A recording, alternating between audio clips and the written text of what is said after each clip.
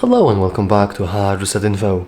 In this video, I will show you how to install Facebook on Android 2025. Let's begin.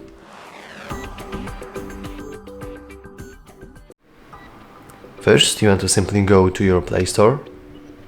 Now head into search right here. Let's go into search bar. And now we want to simply start typing Facebook. As you can see, 2 letters in and it already suggests our name. So let's go click Facebook and let's hit that install button. Now our sweet Facebook and the best social map app on the market is installing. Perfect.